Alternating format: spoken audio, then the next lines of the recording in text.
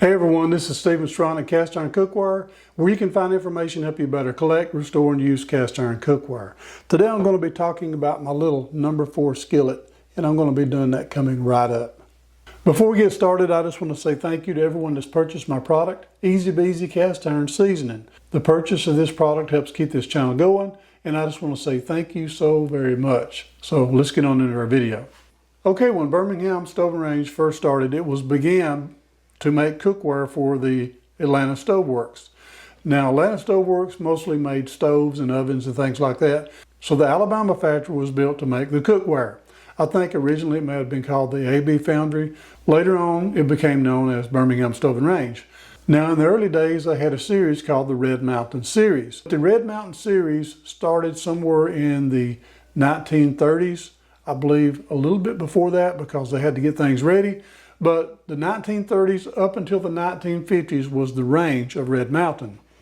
Now they've made a lot of number 3s, many, because people liked the number 3s. They were small, they were just right for the small things, like a little side dish of some kind. Then they made the number 5s, the number 7s, number 8s. Those are the main ones that everybody used, 3, 5, 7, and 8. Here is a Birmingham Stove and Range Red Mountain Series number 3. Now this little thing's probably worth about $35 maybe. Now this is a Red Mountain and it's got a hand scribed. It's a nice little piece. Has the big pour spouts. Everybody calls them the big ears. With a hand scribing, I'd say maybe this thing's worth $40 or $50. Not bad for a little number 3.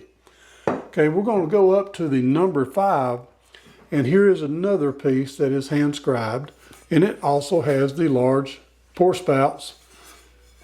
And it has a little bit of a sand shift. I believe this one here will probably be worth 50 or 60 bucks for somebody who really wanted one. Now they made a lot of number 3s and they made a lot of number 5s, but they didn't make very many of these little number 4s. This thing here is exciting. And it's just like the others, has the big pour spouts or the big ears.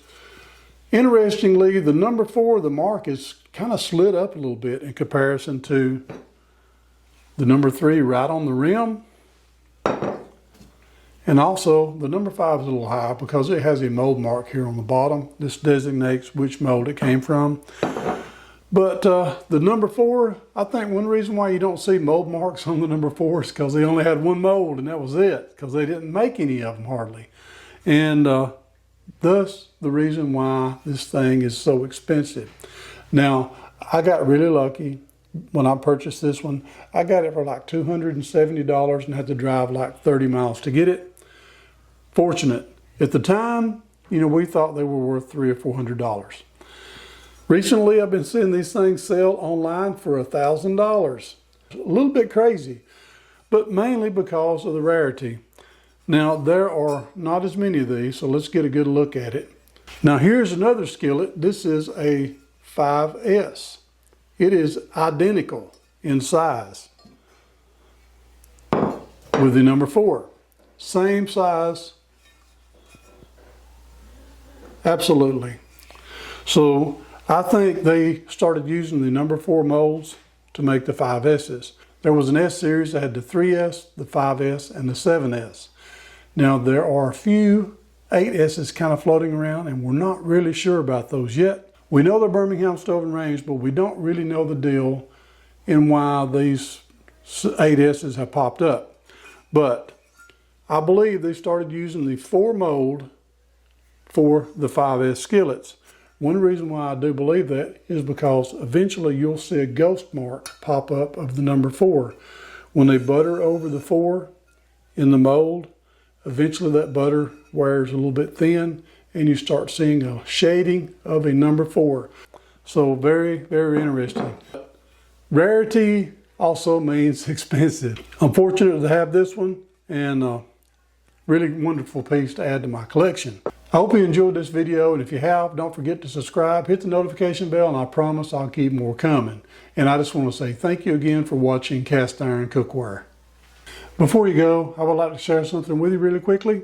In Jeremiah chapter 29, verse 11, it says, "For I know the thoughts that I think toward you, saith the Lord, thoughts of peace and not of evil, to give you an expected end.